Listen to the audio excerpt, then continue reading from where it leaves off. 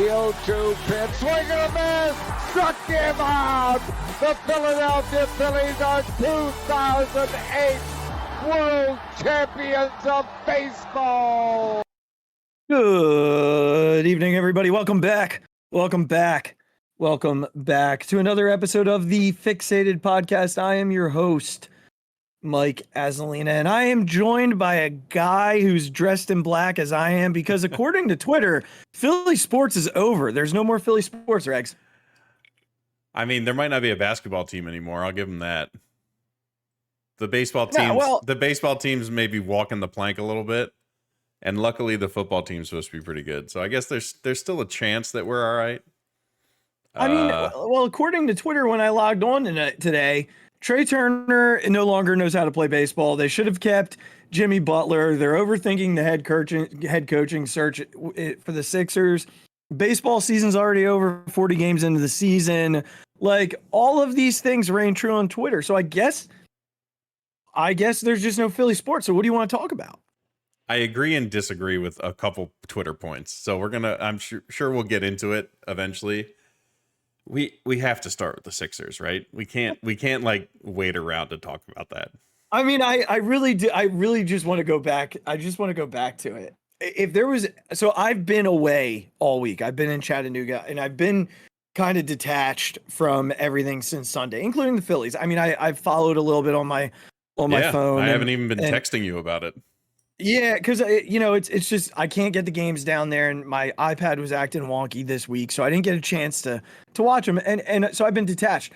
And today was really the first day that I've gotten on Twitter and really looked. And man, if there was ever a day that defines Philadelphia sports fandom in this world, it was today on Twitter. I mean, goodness gracious, it is just wild to me. To the extent that I get it. Like, they lost again. I get it. The Phillies just got swept by the genius that is Gabe Kapler. I get it. Like, Trey Turner's not hitting right now. But here's what I also know. We've been here before, and guess what? Life goes on. I love these teams, and I love the passion of Philadelphia sports. But, man, today was like, if you get overload, today was a day that you can get overloaded looking on Twitter as a Philly sports fan. Holy crap. See, I feel like I've been just slowly been fed it over the past several days because I have been looking at all of it. So maybe it would have been, I can see where you're coming from if you've sort of been away from it for a couple days. I guess we got to start somewhere. So let's start with the basketball team. Okay, we'll start with the basketball team. I see what you're saying, that I've been away from it and I haven't watched it. But even with that, I'm not saying you're wrong. Trust me. I'm not saying you're wrong. But you might have been like, it's one of those things where you like open a door and a smell hits you in the face that you weren't expecting. Feels like one of those kind of scenarios. I actually really like that metaphor, right? And I've been sitting in the house with the smell, I mean, that's a fantastic metaphor from you. I feel like that's one that you should put in your back pocket for all times. You got it. It's done. All right. That was really well said. All right, so we're definitely going to start with the Sixers. I watched Game 7 on the plane. I watched some of it at the airport, got on the plane, got on the Wi-Fi immediately, turned on Game 7. And look, the third quarter, it was 56-56 at one point.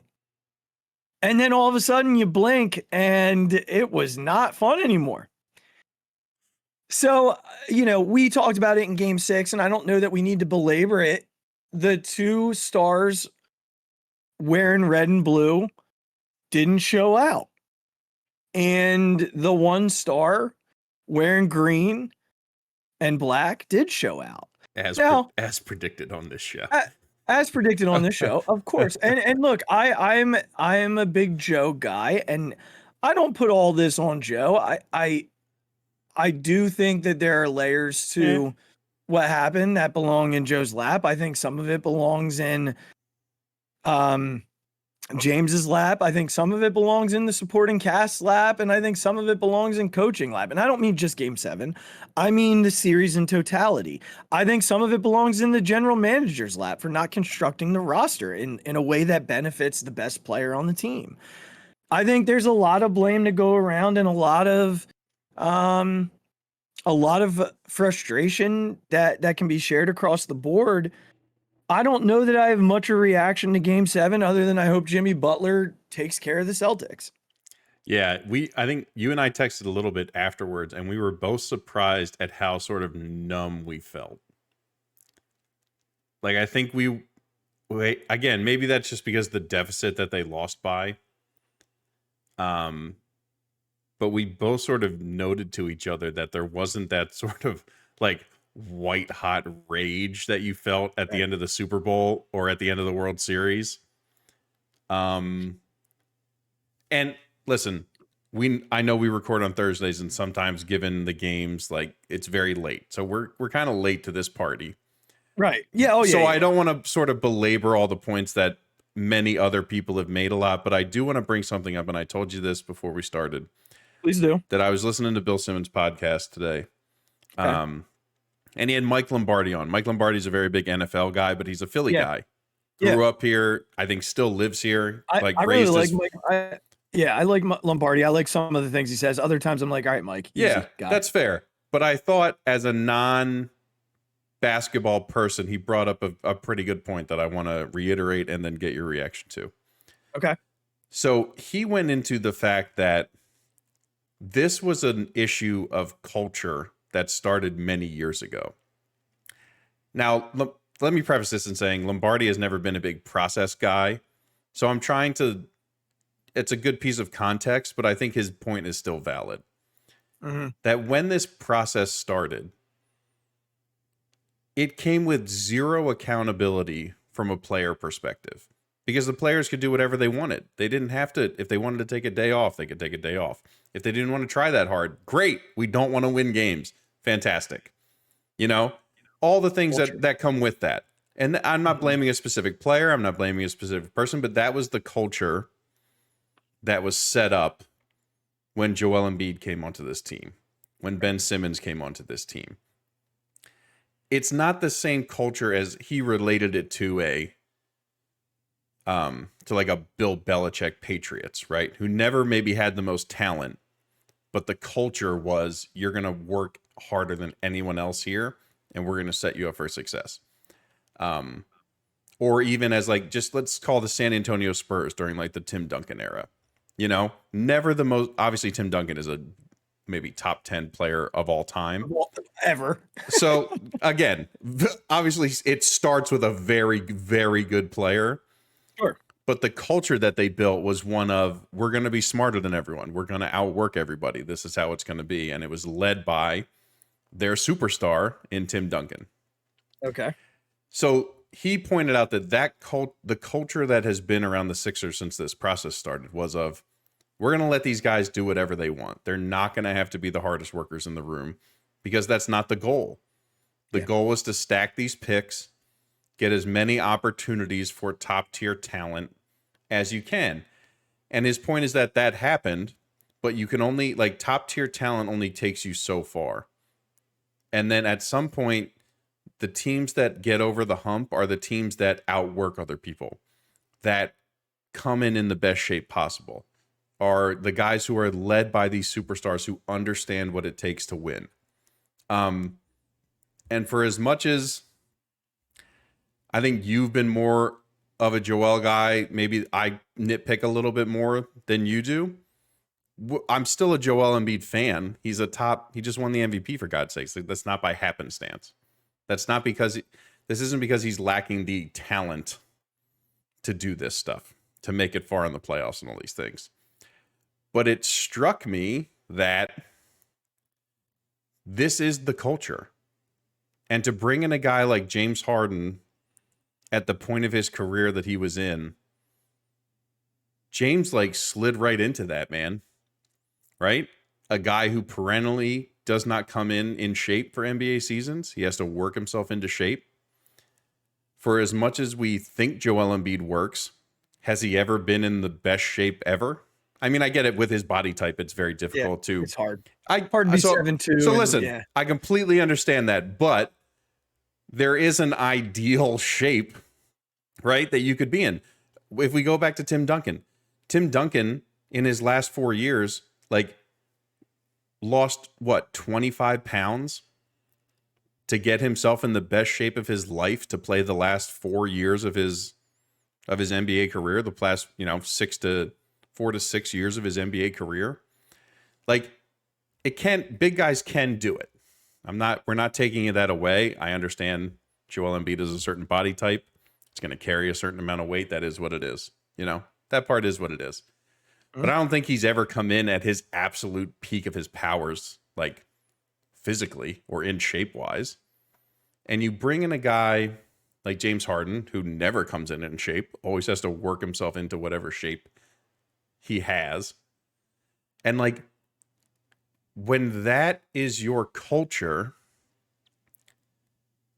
it's not shocking that like Game 6 and Game 7 happen. When, for his entire NBA career, Joel Embiid has always just had people who have said, you're the best thing that's ever happened to us. You can do whatever you want here. All those things that, of course, you're going to do for a player of his talent. But like, at some point, the greatest got to be the greatest because someone was there to tell them, you are unbelievably talented, but if you don't do XYZ things, you're just going to be another player who never achieves the things that they want to achieve. And it just struck me that it was a really good point. Like, at what point has this team had the figure, and I'm not just blaming players, from the GM position, from a coaching standpoint, and then you get to a player standpoint. I understand they tried to bring in PJ Tucker, and you saw what he tried to do, but PJ Tucker is one person in one season of basketball, who's trying to change something that's been going on for 6-7 years now. It just struck me as an unbelievably good point. And it's just something that clicked perfectly with what we saw happen in Game 6 and Game 7. And when you have no one that, when you don't have anybody to push yourself, to push you, like, yes, Joel Embiid can be an MVP based on talent alone. We just saw it happen. But if you want to like win a championship or a couple of them, there's a different level that even the most talented basketball players in the world have to reach. I think we can agree on that. Yeah. And nothing has proven that Joel Embiid can get there or has the true desire to get there. That was what I ultimately came away with. So I'd love to I know I just talked for a while, but I'd love to get your thoughts on that because like he said it and I was like, oh my God. I do buy into the idea that there's a culture of, there's such a thing as a culture of losing. Like I believe that firmly because I think they're a team, like I think of the Cleveland Browns. That's a losing culture. Mm-hmm. They haven't won anything. And I couldn't even tell you what their deepest playoff run has been in my lifetime. I think there are other losing cultures. Like I've seen the Mets as a losing culture for a really long time. I know that they're always at the top of the standings. I know they have a World Series appearance in the last decade, but they haven't won shit. And it seems like the same thing happens to them year in and year out. I think there are tons of teams with losing cultures. I think the Sixers perhaps worked their way into that a little bit early on in the process, and that became the stance. I think there was a glimmer of hope they were coming out of it with mentalities like JJ Redick and Jimmy Butler but Jimmy also has somewhat of that mentality too, right? I mean, Yeah. he left a couple of teams hanging out to dry. And I think that the Spurs and Tim Duncan are like a different class in that regard. I think Pop is just a different animal when it comes. There just aren't many organizations that I look at and say they have a clear winning culture in sports anymore. I think the Patriots with Belichick had a winning culture. You know, I think the Eagles with Reed, even though there were no titles, that was a winning culture. Sirianni seems to be building somewhat of a winning culture with his style of the Heat right now in the NBA. The Heat, they're always there. Yeah, I think Spoelstra does a great job. Like no matter what the talent level is, they're always there. So yeah, I'd agree with that. But outside of like, you know, you could argue Boston, I guess, in the NBA. But even then, they've been tumultuous. Like they've had things. Yeah, they've had their stuff. Sure. I think the Braves are a pretty good example of a winning culture. Like there haven't been many years where the Braves were a bad organization, and that goes back to our childhood. Like that's not even just now. Yeah. In our, you know, grown-up lives, they've always been a strong organization. So I think, you know, there are not a ton of organizations that I look at and say they've had a lengthy run as a winning culture driven organization. There's probably more out there that I'm missing for sure, but when it comes to long standing winning cultures, there's just not a ton that you look at and say, man, I wish we were that, you know. Sports are a hard place to do that because injuries happen, people leave, all of that, all of the above. I'll battle that. I mean, Elliot Shore Parks, who I don't love, did tweet something tonight that struck me.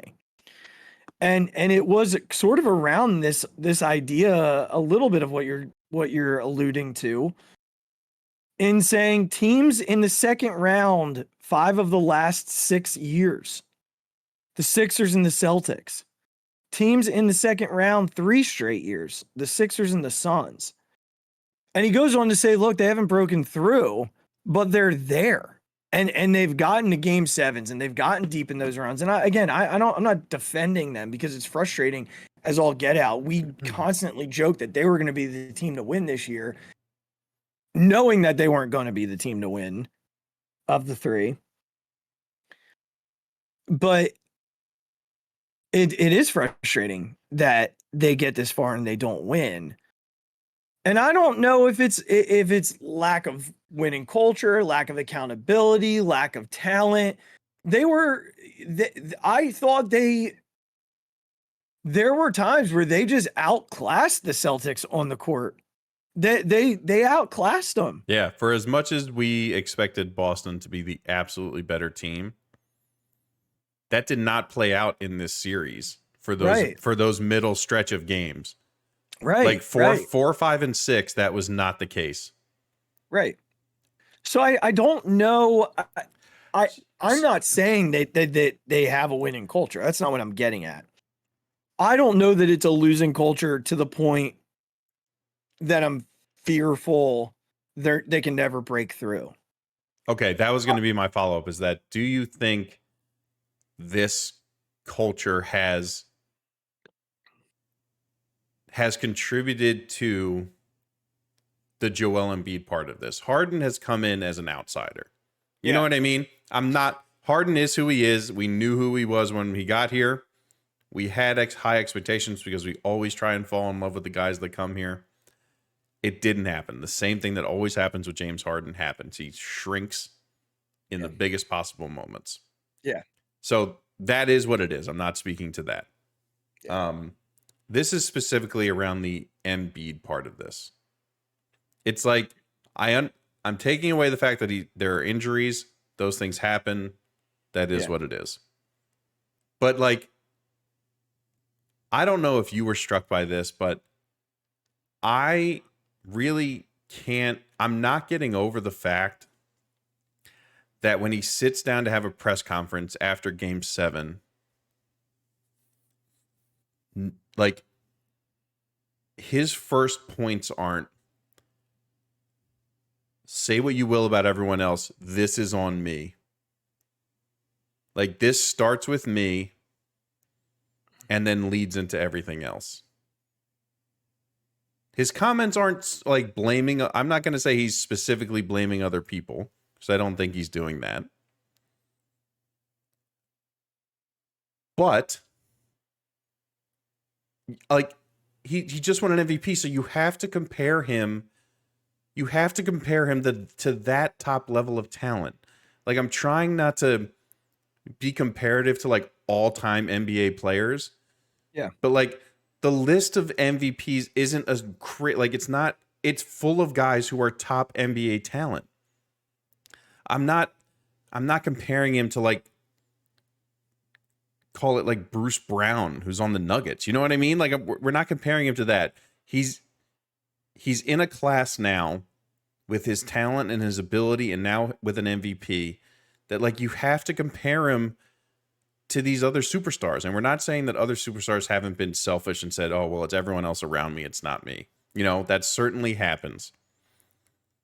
But it's like a majority of them step up and take accountability. And don't say, well, we all have to play better. Like, we all have to do a little bit better. I understand that that's a true statement. Like, yes, you're right.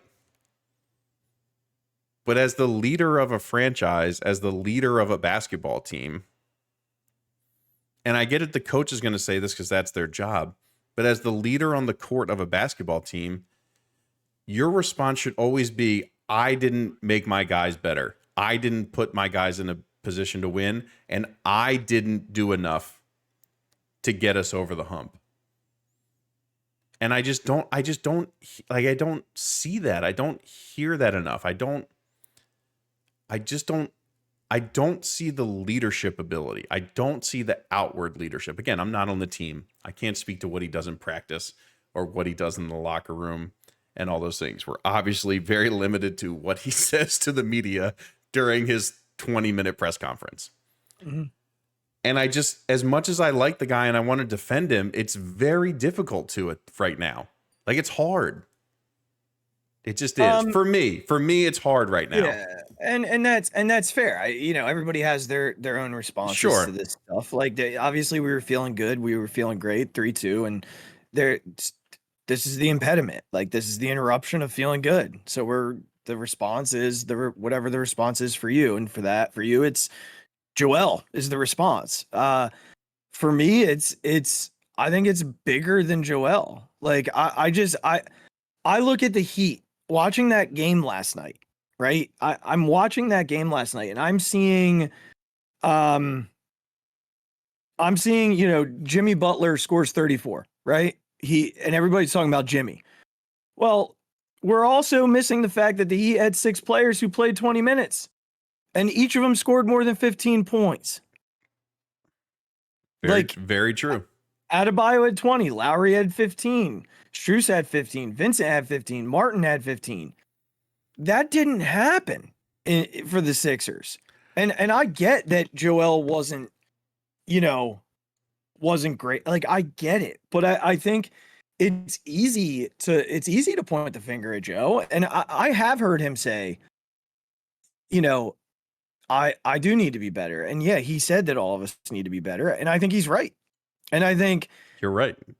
I think he's right that more than him has to be better. Sure. Like, he absolutely. Regz, this is a big man. Like, there were 2 or 3 guys collapsing on him every time he touched the basketball. Every time. Teams don't care about PJ Tucker. No, nor should they.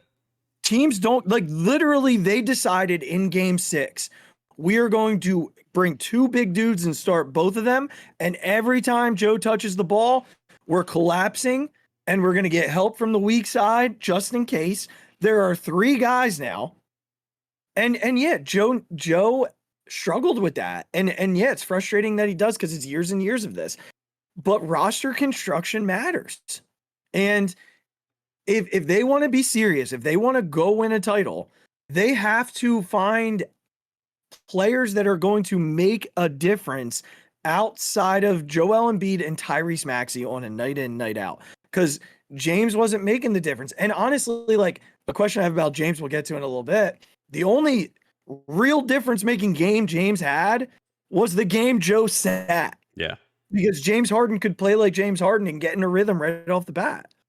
And if he can't, then he foul graphs. Like he just looks for contact and can't make plays. But PJ Tucker isn't the same shooter he was even 2 years ago.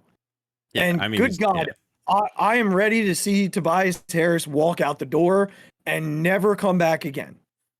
I'm done with the coming up short in big games. I'm done with the disappearing on the court. I'm over it.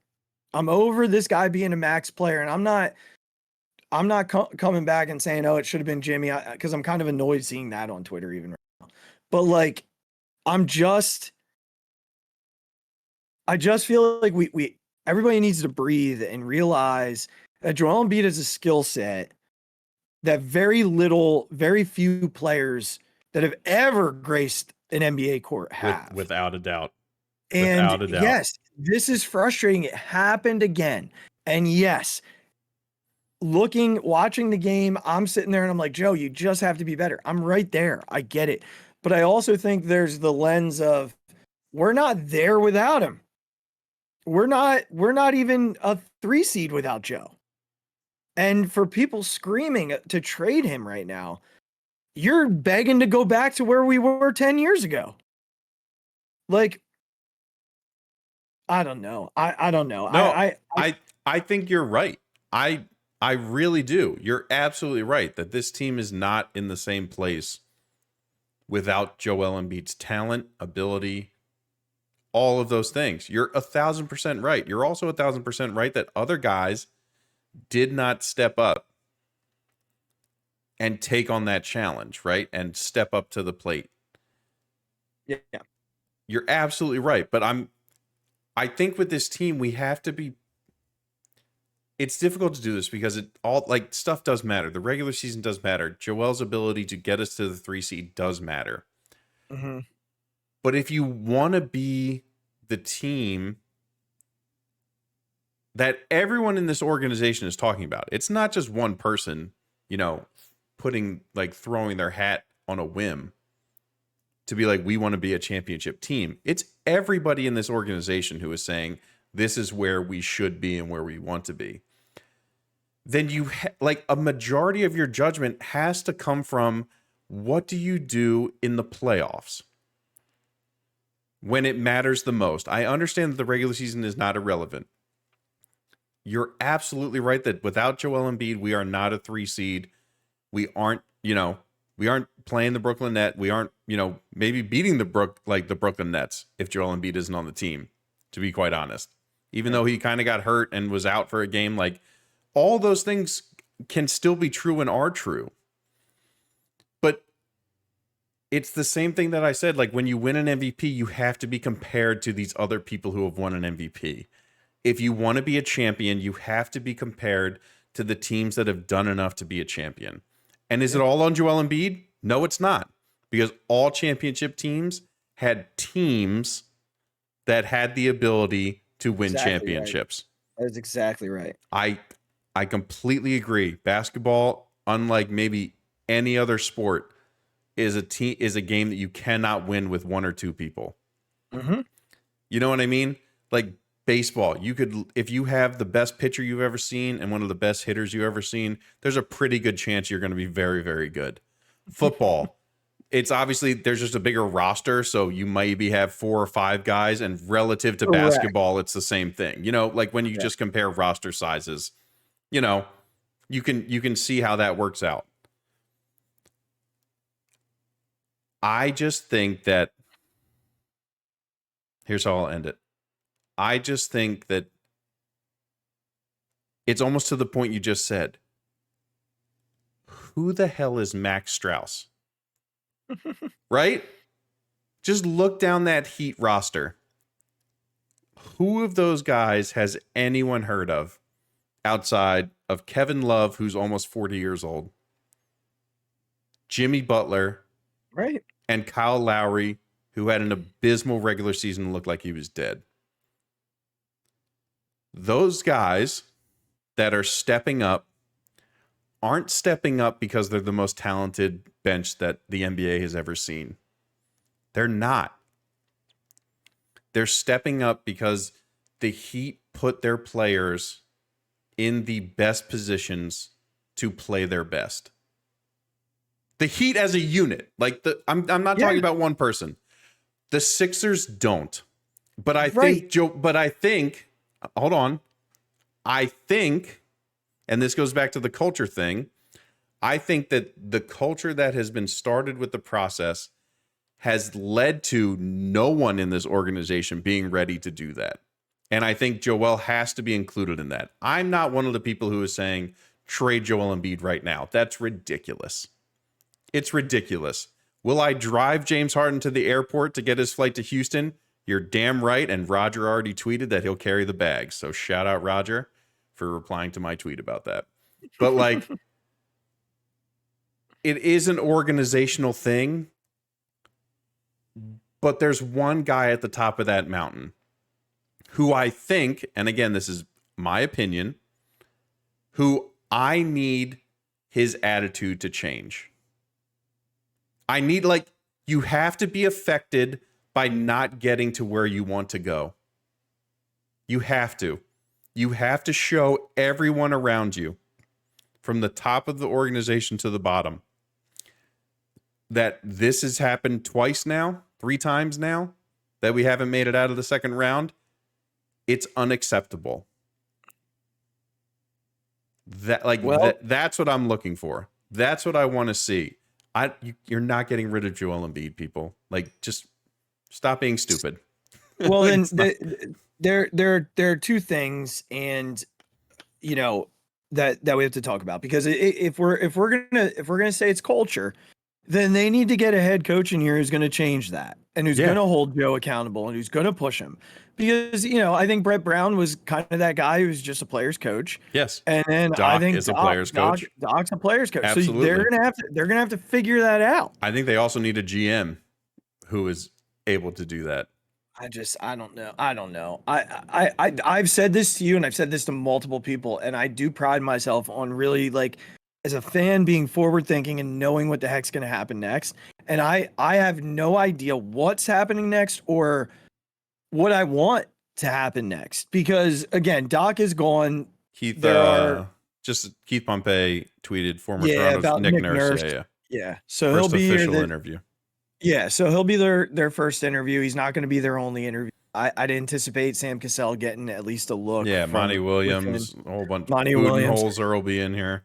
And I'm not sure which one is the best option for them. I don't know who's going to be the best option. I thought Nick Nurse coached really well against them in that series a few years back.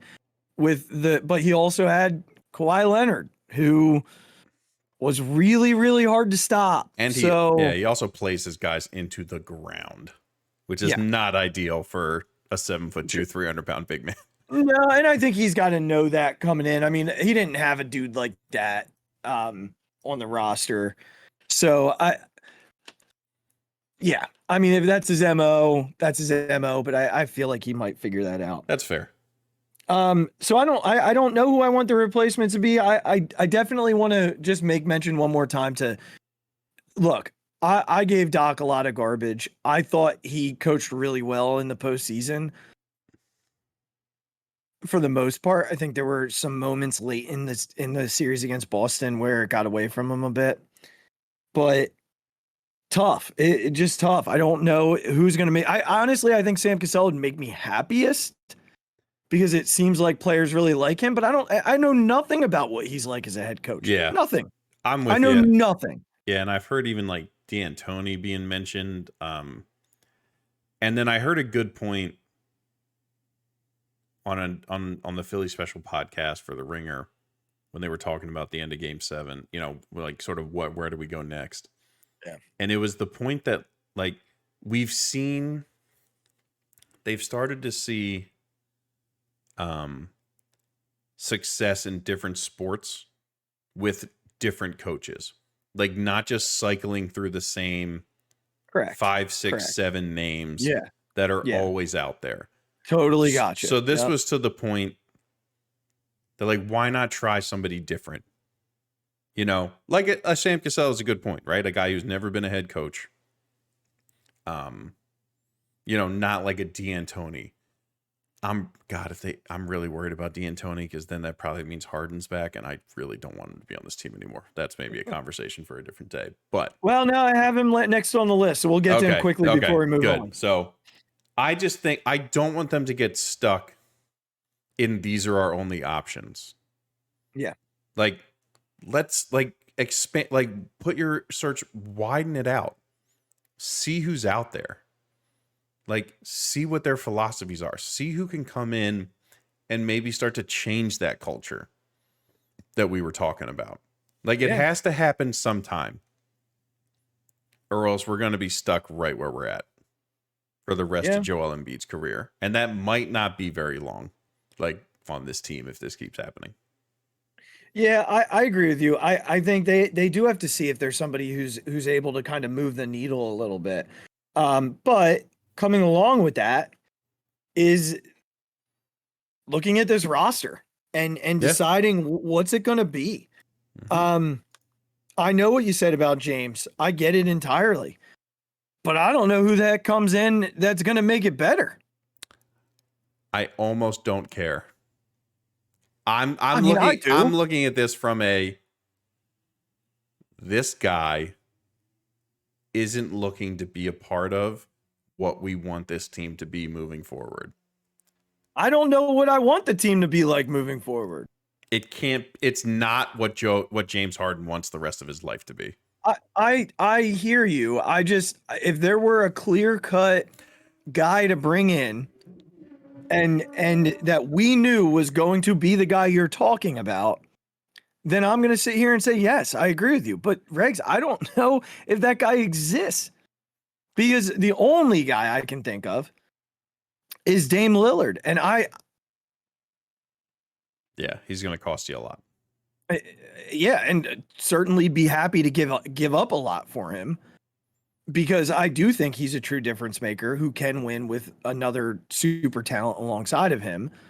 And I would love to. Now that package probably starts with Tyrese Maxey, though. Mm-hmm. So that's the other piece to it. I mean, it feels like we're in such a bad spot roster construction wise that we can't recover unless we just bring James Harden back and try and run it back. I don't see any way, shape, or form that this team improves with that. Now, I know like Cam Johnson's out there. He doesn't move the freaking needle. He does stretch the floor quite a bit. So if you can get him here in addition to somebody, that would certainly help. He's a good defender. He can shoot the ball. Like, I'd be fine with that, but he can't be it. No, there's not one move that is gonna make his better. But his presence on the floor, from the perspective of standing in the corner and spotting up, that you can't crash off of him. Right. Like you have to build a perimeter of athleticism and shooting to the point where teams can't be like, well, we're going to leave them open and let them try and beat us. Like, that can't be the goal. Yeah. No, you're absolutely right. So I don't know what comes next, man. I don't. Yeah, I don't know either. I wish I did. I don't have any idea. Before we move on, and we'll keep everybody abreast to like what's happening with the coaching search. And I feel like for the first time we're going to an off season, and I don't even have like an off season plan. No, this one's we really have to wait and see what happens, because listen, the coach is truly going to dictate what the roster moves becomes. Yep. Everything. Yep. It's going to dictate everything. Mm-hmm. All right. So let's do this. We saw this on Twitter. It was posted by Josh Reynolds, who's the host of That's Ball Folks for SB Nation. Liberty Ballers, big Sixer guy. I'd love following him. If you're not following Josh Reynolds, please do. And he might be a guy to ask to get on the show, Regz, just to talk about this team. Why not? And dig a little bit. We're very good at those Twitter videos. Yeah, so we could reach out to Josh. I'm sure he'd give us a nod. So which one of these would you choose? And we'll put this in a poll as well. All right. I'm just gonna read them out very quickly. Go ahead. Just to give everyone some context. So that's Mikal Bridges never traded, right? Top left. Yep. Jimmy Butler never left. Mike Carter-Williams never regressed. Kawhi misses the shot. AI wins a ring. Markelle Fultz stayed healthy. Ben Simmons becomes a 3-point shooter. Never traded for Toby and drafted Jason Tatum. Obviously, that equates to the Markelle Fultz thing a little bit. I have a top 3, if you'll indulge me. Give me your top 3. I pretty much have a top 3 too. So my number 1 is AI won a ring, just because I freaking love Allen Iverson. Okay. I feel like that's like maybe a pick that our generation might trend towards, just because of how much we loved AI. Yep. Number 2 is we drafted Jason Tatum. Okay. I think that's a pretty easy one. And then, shockingly, number 3 is that we never traded Mikal Bridges. Because I think that guy, as a third option to Joel Embiid, Jason Tatum, and Mikal Bridges. Wasn't it the same draft, or was it the next draft? No, it was the next one. Yeah, Fultz was not in the same draft as Mikal Bridges, because Mikal was a lottery pick, right? He was a top 12 pick or something. I just don't. Yeah, I thought we had 2 picks that year. I'm gonna have to look that up. I'll look it up while you're going through yours. But if it wasn't in the same year, that's my 3. If it was, I'll change my answer. Okay. Well, so I went with I mean, it kind of sucks because it's basically the same 3. I just have a different order. Tatum was 2017. Bridges was 2018. So my pick stand. All right. Yeah. No, I had AI 1, Bridges 2, and Tatum 3. The AI 1 is so easy for guys our age. Like it's just like it's not even a question. It's not hard. So in terms of and I'll just run through it real quickly. In terms of the Jimmy thing, I think friend of the show, Jack Fritz, said something very well today. I don't know if you saw it or not, but like he's like, we would have been livid if we got rid of a 25-year-old Ben Simmons and he became the superstar and we kept a Jimmy Butler at age 30 who still hasn't won anything since he left. Yeah, I did see that tweet. Yeah. So and I like Jimmy, I do, but I don't know that would be my choice. MCW, whatever. The Kawhi shot, like we don't even know if we get out of the Eastern Conference Finals after Kawhi. So that's a hard one. That was the Milwaukee year, right? Didn't Milwaukee win that championship? Yeah. What year was that? I thought Toronto went to the finals that year. Oh yeah, you're right. The Toronto ended up winning the whole thing because Kawhi turned into. Yeah. Markelle Fultz, that like for me it wouldn't matter because I would have drafted Tatum. Yeah. I don't know. Toby and whatever. That is what it is. It just feels like whatever.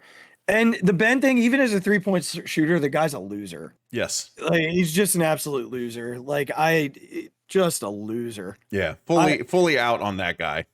I just think I completely agree with you because that's like the team that turns the Sixers into is Joel Embiid, Jason Tatum, and Mikal Bridges as your 3 top players. And you still probably end up with Maxey. Yeah, your records might be different, so maybe you're not like in a situation. That wasn't their pick. Oh, that's right. That's a good point. They still end up with Maxey. So their lineup is essentially Maxey, Tatum, Bridges, Joe, and Toby. Yeah. That's really good. Yeah. For those of you wondering. It's like, even from a defensive standpoint, just that team defensively it's really good. Crazy. It's really good, but it's the what ifs of sports. We've said this before. Mikal Bridges might go down as one of the worst organizational decisions that's ever happened to any team. I mean, back-to-back seasons, back-to-back drafts, they made 2 of the worst possible draft choices that they could have made. And honestly, Didn't they trade up to get Fultz too? Yeah. With the Celtics. Right. Danny Ainge knew exactly what he was doing. Yeah, he did. Danny Ainge fleeced us. And here's the thing.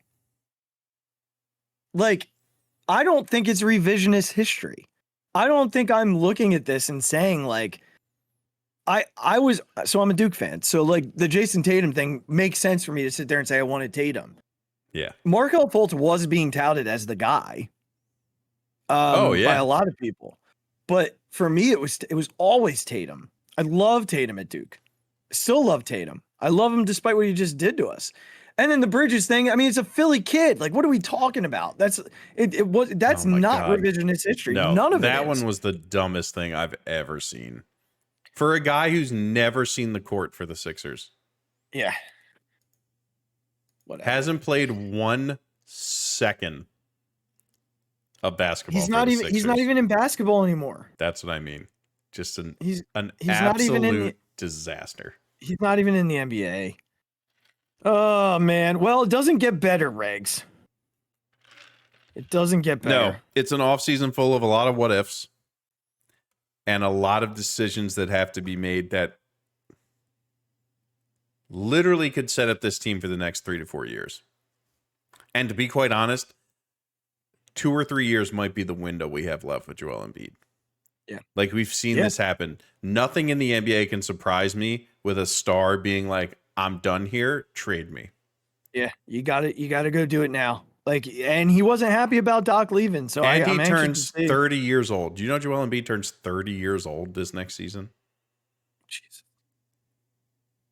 Isn't that a wild thing to say? It really is. So there's nothing rosy about the Sixers right now. They should have won game 6. They had the ability on their home floor with a crowd that was rabid. Yeah. To win the series in 6 games. They didn't do it. Nothing shocked me that Jason Tatum came out and scored 51 points. Nothing about that performance shocked me in the least bit. Well, I don't know how much more I got on that. Nothing. There's just a lot of things that need to fall into place and a lot of things that need to happen, and we're just gonna have to wait and see, man. Yeah.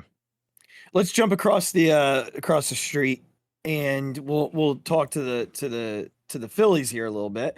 And I think Regz, they just aren't allowed to play on the West Coast the rest of the year. Yeah, don't send them. Say like the plane doesn't work. Whatever you got to do to make them not get on the plane. 0-6 now on the West Coast. California, right? In California. 0-6 in California. Coming home to play a Chicago Cubs team who is right around like record-wise where they are, but talent-wise, this isn't even really a conversation. Nope. This should be a series they should take care of. Neither was San Francisco. Correct. However, they might have the better manager, so who knows? But we'll see what happens this week. But we're at the quarter mark. Regz, 40 games into the year. Good thing there's another 120 some games left.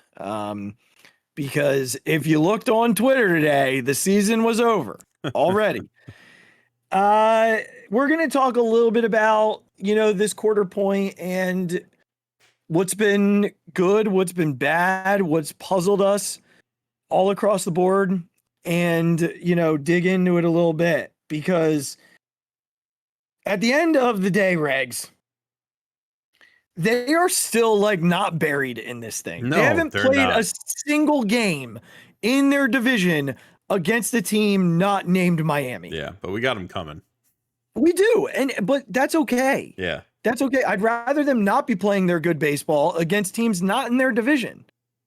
And, the articles that I read today are all, it seems like they're starting to like get into this mindset of, all right, it's now or never. We got to start playing baseball. Like there's the hangover can't be the excuse. Yep. And I have no reason not to believe them. I don't. I have no reason. Because, you want to talk about losing cultures versus winning cultures. This team has a winning culture. They have the players. They have the mindset. They showed us that last year. There's nothing in that locker room that would change that. That clubhouse is the same, only with more veteran presence than they had 5 months ago. They sit 7 games out of first place right now, which is not at all a thing. 3 days ago, they were one of 6 teams in the National League with winning records. Yeah. Like, it's all in front of them. It's all in front of them. So I just want to say that up front before we go into this, because you could highlight a variety of areas when it comes down to, let's start with the negative. We don't even have to start with the positive. Let's do the thing that's puzzled you most, not the thing that's pissed you off the most, but the thing you look at and you're like, I just don't get it. What's that been? The starting pitching. Okay. I've texted you this. I've tweeted this. I've ad nauseum talked about this. And again, this hasn't happened to maybe our aces in a while, but like our pitchers' ability to just lose their pitching ability for an inning or an inning and a half is mind-blowing. I'm not talking about Bailey Falter. Bailey Falter is a failed 5th starter. Bailey was never very good. He kind of threw the wool over eyes a little bit last year. But like, he's just not very good. So that just is what it is. It's more along the lines of Aaron Nola, Zach Wheeler, Taijuan Walker. They just lose the ability to pitch in an inning. And it turns into our offense dying. Like, that's what this whole season has been. Like, Taijuan Walker didn't make it out of the first inning. Yeah, it was bad. After a game that he seemingly kind of found it. Like, that's what I don't get. The inconsistency of the pitching is like, you know this, pitching is like a momentum and feel thing. Like, when you feel something, it usually doesn't go away the next time you pitch. And I know Wheeler's been pretty good. I don't really put that loss on him a lot. The defense was terrible. But like, and I know Ranger's coming back. It's going to take him some time to get the feel for his breaking balls. Like, you know, that is what it is. That I'm not talking about him in the least bit. But the guys who have been here since the first day of the season, like, just the inability, like, I don't know what it is. People come to Philadelphia and decide they're going to suck their first year here. Like, I don't know what's going on. Like, Taijuan Walker has never been this guy. Like, He's had years where he's not been good, though. Okay, fine. But like, you bring him in, you sign him to a lot of money. He's been pretty good for a couple years. Again, we're not asking him to be an ace. You know, or he's almost a number 4. If Ranger gets back to who he is, he's a number 4 starter. I think that's the part that baffles me the most. It's not the part, like you said, that pisses me off the most, but it's the part that is most confusing. They have almost a 7 ERA in the RAV 4th inning. Oh my God, that thing needs to die. They need to get rid of that. Someone needs to take that out to the shed. 7 ERA in the 4th inning. That's not great. Their ERA in the 3rd is like right around like 5.5, and I think their ERA in the 5th is like right around 5. So like, the middle of the game has been a real challenge for them, and certainly they have to figure that out. But I think the most baffling thing for me, and I'm not angry about it because I don't foresee it lasting, is the runners in scoring position. It's one of the most unbelievable stats I've ever seen. I don't quite understand it. It's like historically bad. Yeah. 28 hitless at bats with runners in scoring position in the month of May. It's like one of the worst in the history of Major League Baseball. For further context, let me pull up that tweet in regard to like where they rank league average with runners in scoring position. Slash line 254, 335, 412. Phillies opponents with runners in scoring position 294. That is 39 points higher than league average. 360. That's 25 points higher than league average. 463. That's 51 points higher than league average. Phillies with runners in scoring position 232. That's 22 points lower than league average. 318. That is 17 points lower than 324. That's so low that I don't know that I can do the math right. That's 88 points lower than league average. Is that right? Is my math right? Yeah. 88 points lower than league average. Their slugging percentage with runners in scoring position. Roger texted me and said, this has to balance out at some point. Yes. Law of averages says that has to balance out. This lineup is far too talented to not hit with runners in scoring position over 162 games of a season. Yeah. They're just far too talented for that to happen. Yeah. It's confusing that it's happening. But here's part of the reason why I believe it's happening. One reason I believe it's happening is because we continuously get Kyle Schwarber at bats with runners in scoring position. And I just think they need to drop him for right now. I just believe at this point you're better having Brandon Marsh hitting in that spot. I also think that they should consider moving Trey back to the leadoff spot and allowing him to sort of go back to being a table setter versus hitting with runners. I think there's just so much pressing happening from top to bottom right now. Top to bottom. Every guy feels like they have to be the guy to get the big hit, that no one's capable of getting the big hit. Yeah. And this happens in the course of a baseball season.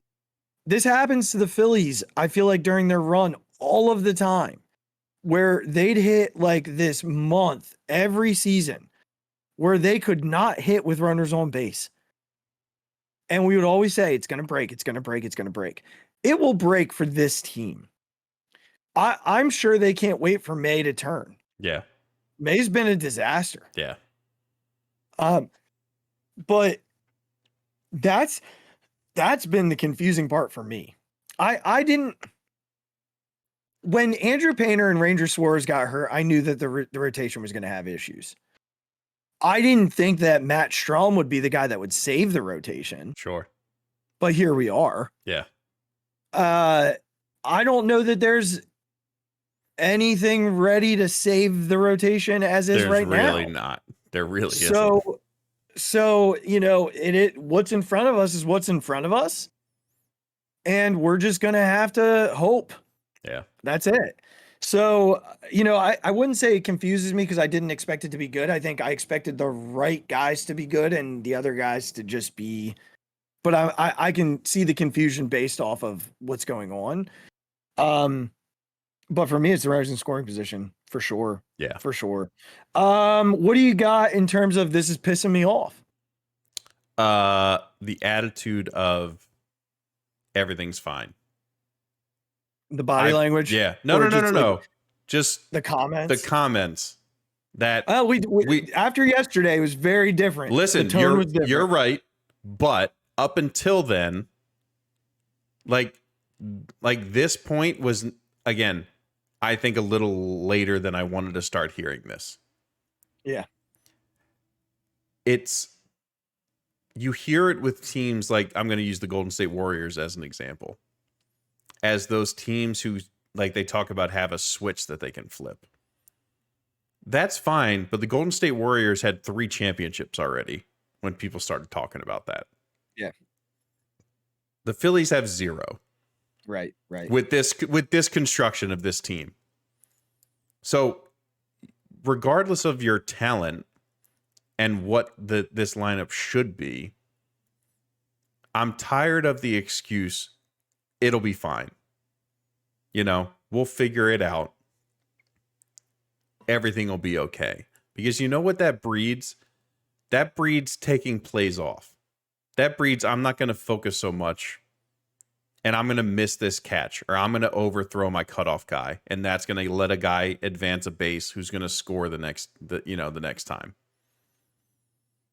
that's going to lead to, I struck out. Okay, it'll be fine. Well, everything will be fine. We'll turn it around. No big deal. I'm tired of it. I'm tired of that attitude. It's not okay for this team to be 2 games under 500. It's not, thank you. It's not okay to go into San Francisco and get swept. The Dodgers, fine. Fine. It's going to happen, man. The Dodgers are a very good baseball team still. It's not okay with San Francisco. Yeah, especially with the two guys pitching who were pitching. Exactly.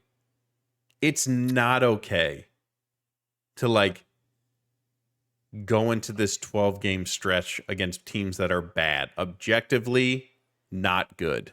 Mm-hmm. Despite, I get it, Arizona's record is pretty good. Arizona is not a great baseball team. I'm tired of the excuses. And you're right. The comments after this last San Francisco game were very different from top to bottom.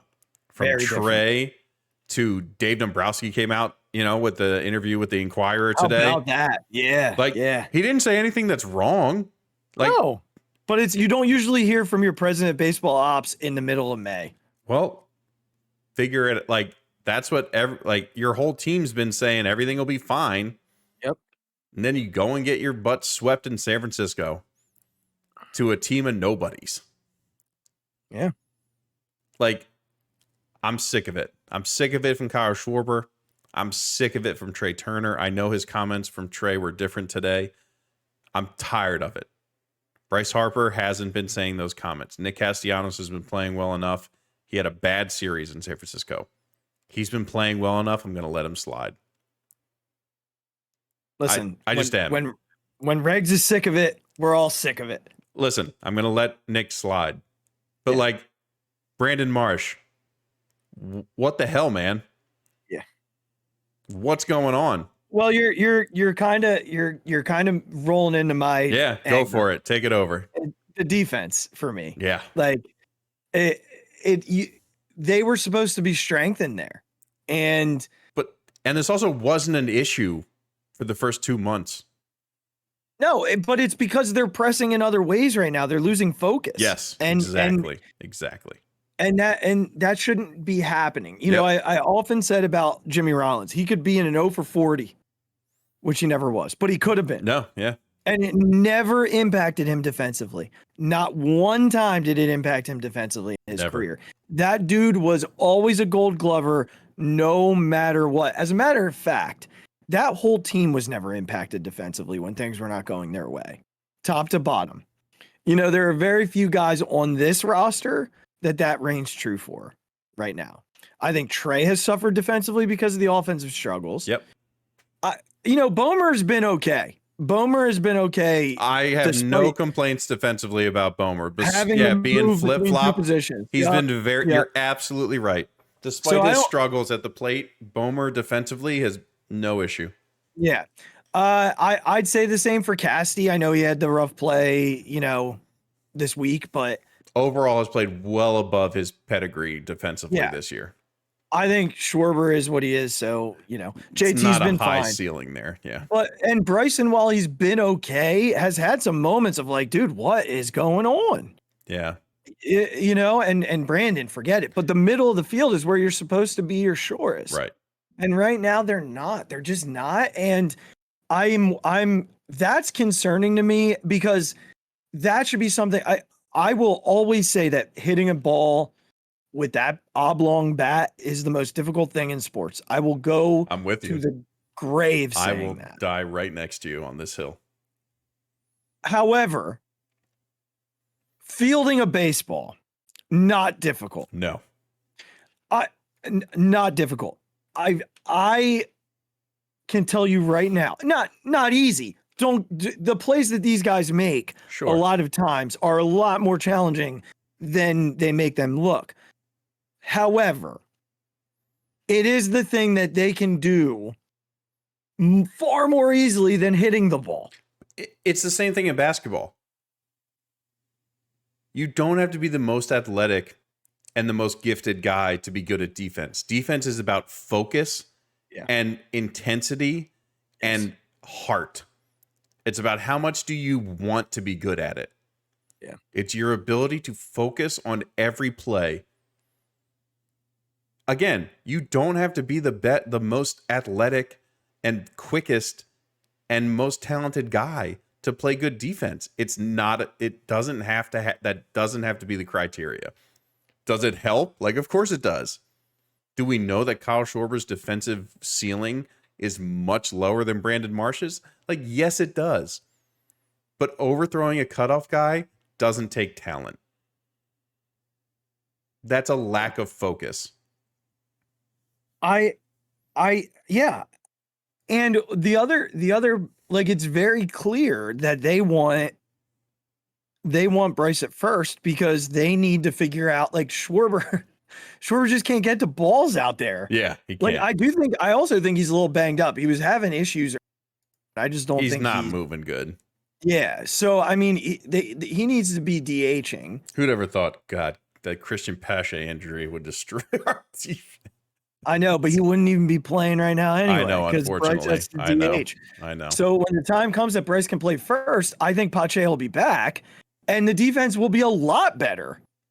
And Bomer will be back at third, where he's far more comfortable, and that'll definitely change. You know, the other thing about defense now, it's interesting. You see a lot more hits being recorded, but like there are a ton of hits that should be errors. Like that Sosa play. Oh yeah. Whenever that was, I can't remember because I tried to block that game out of my mind. That was a disaster. But yeah, I like those types of things. Certainly reign true. Okay, so that leads. Let's do the positive. What's been the best thing for you? Because there, believe it or not, despite a 20-23 start, there have been some highlights. Yeah, I mean, number one is Castellanos. Hell yeah, it is. I think, despite the San Francisco series where he was kind of back to chasing everything. Again, because he's pressing like everybody else.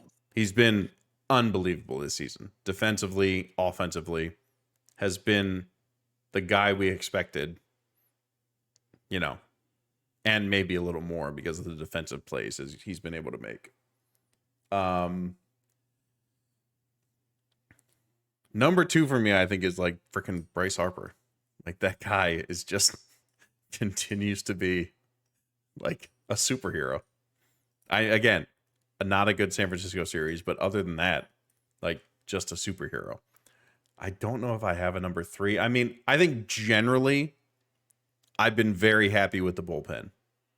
I understand that Soto had his thing. It was the same as Kimbrel in the Dodgers series, right? It happened. He came back. He's looked much, much better. Mm-hmm. So I think generally I've been very happy with where the bullpen has been. So those would be my three. I mean, for me, the bullpen is the number one thing. No, it's not the number one, but it's the thing for me, I think, on the field that has progressed in a way, in an encouraging way. Mm-hmm. The addition of Matt Strahm out there now is huge. You know, they'll get Alvarado back at some point, which is enormous for them. Mm-hmm. Certainly, Kimbrel's been better than I expected him to be. Sir Anthony, I don't think has hit his gear yet. Brogdon's been good for the most part. And even some of the under-service guys have been, like Vasquez has been fine, you know, in his role. Pilates looked all right since he came back. Coming back, yeah, because I told you he was hurt. He was overworked. Yeah. And certainly Soto has been worth that trade two times. This was a blip like that. It's going to happen to every reliever all the time. Yeah. So for me, like, the bullpen has been fantastic. I do want to go back for a second to my confusing one. Just to add one. Some of Topper's management has been very confusing to me this year. Yeah, that absolutely should have been. And I've talked about it enough to not have to go super in depth here, but he's made some decisions bullpen wise. He's made some decisions lineup wise. It's just the textbook of overthinking. Yeah. And I think, you know, so baseball being as mental as it is, can take its toll on everybody. And right now it's taking its toll on the offense because they're pressing. And I think that's why you saw some Castellanos swings like you saw. Yep. And it takes its toll on the manager because he's trying everything he can to make things work and to balance it all out and to make a difference from his chair. So it impacts everybody. And certainly 43 games in, you hope you start to turn the corner because you are at that quarter mark. Yeah. And I do believe that they will. I firmly believe in that. I got to tell you that they've played about as poorly and inconsistently as a team can play. Honestly. Yeah. So my positive is that they're only 3 games under despite that. 7 games out of first place at this point in the season. Yeah, it's not a big deal. Not a big deal. Again, I also don't know if we ever expected this team to be in first place. Not right now. I think they have, but like even in overall, I think in general, we thought they have the ability to do so. Yeah. But would we have been shocked if they were second or third? Like, no. Like the Braves are still really good. Yeah. And Acuna's literally playing like an MVP right now. Like he's yeah, and so I think as bad as like the pitching has been, Matt Gelb wrote an article. They're still ranked in like the top 5 in all of like these major walk rate, strikeout rate, home runs allowed. They're still in the top 5. Absurd. Which yeah, it does, but they're there, which means they're really they just have to stay out of a big inning. That's it. Regardless of when it is, right? It's Right. That's where they're struggling right now. Yeah. And the offense, they've gotten steps forward from the guys we said they had to get steps forward from. Bryce is now back. Nick is hitting. Kyle hasn't hit yet. No. Right? JT has come around. He's done. Yes. He's better. Come around. And you know, they're unfortunately the young guys have taken a little step back. Which is right. It was gonna happen. Right. It was all of averages, which also tells me guess who's going to start hitting? I really would love to see Trey Turner like like he has the ability to hit because like it's so disappointing. I do believe I fully believe this that if he struggles through the Chicago series, Topper has to sit him for at least 2 games in the Arizona series. Can he also steal some bases? Yeah, I don't understand. 5 stolen bases. I don't understand that. I'm not sure what's going on there. I'm gonna go back to, you know, we're killing this guy right now, killing him. I mean, we're all over him, right? He just like broke out of a 12-game hitting streak.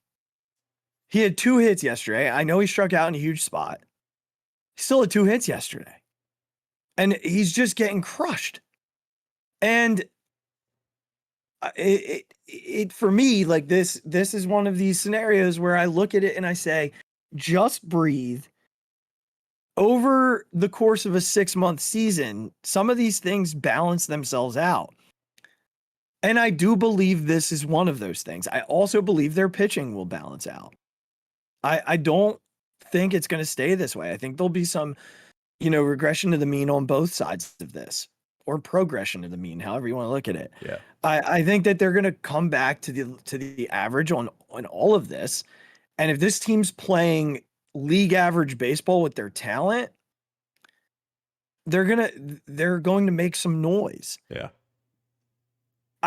If I'm Atlanta, if I'm the Marlins, if I'm the Mets, and I think you could say this about the Mets too, that you have to kind of be looking in your rearview mirror and be like, oh, they're not gone yet. They're still there. How are they still there? Yeah, right. How are they this close? Like, how are they still within a week of games? Yeah. Because, you know, the Braves go 2-5 and the Phillies go 6-1. It's a 3 games. It's, you know, it's a 4-game swing in the standings. Yeah. And the Phillies have the talent to do that. It's just about putting it together, and they just need a game where they get a bunch of those hits, like where they get a bunch of 2-out hits. Just got to snap them out of it. Yeah. And it sounds like they really left the West Coast thinking that. We'll find out tomorrow at 7:05. Yep. We will find out tomorrow at 7:05. Right. All right. I think that was pretty much all I had Yeah, on the Phillies. think But so. we'll do this. We haven't done this much this year, and maybe this is. They've got a 10-game, 6-game homestand, and then they don't have another off day until like 2 Mondays from now. Okay. That's after the 4-game set in Atlanta. So 3 with Chicago, 3 with Arizona at home, 4 with Atlanta. What do you got?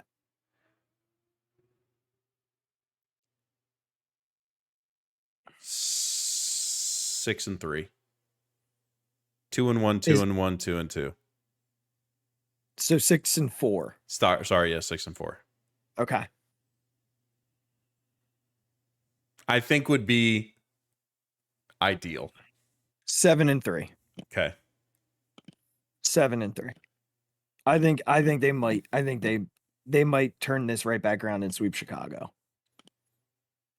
Although Marcus Stroman gives them freaking fits. So we will see on that. But I can see 7 and 3 here, and I think that's great. I do. I think 7 and 3 would be fantastic. I think that would be fantastic. A 5-1 homestand would be incredible. Yes, it would. It would be just what the doctor ordered for them going into especially Atlanta. to go into Atlanta. Yep. With they even have Sunday night baseball next weekend against Atlanta. So it'd be really nice to head into that week. It would be. It would be. Into that off day going to New York. Yeah. A few games over 500 and playing some good baseball because they just need to play some more consistently good ball. Yeah. Also, they don't play on Memorial Day again. Oh, really? Memorial Day is the 29th, right? Yeah. Yeah. It's 2 years in a row they don't play on Memorial Day. Interesting. Well, at least they can't ruin my holiday. There you go. All right, quick Phixated, Regz. Let's do it. This is an easy one.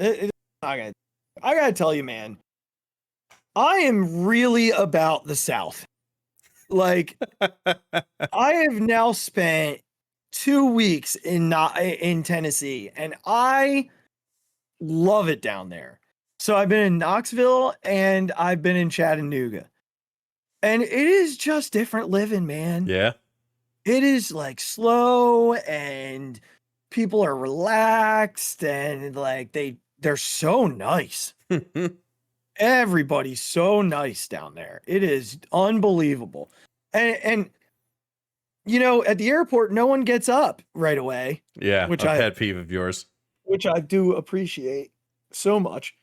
But I gotta say, man, like if I had my way, I might just be like moving down there. Oh boy.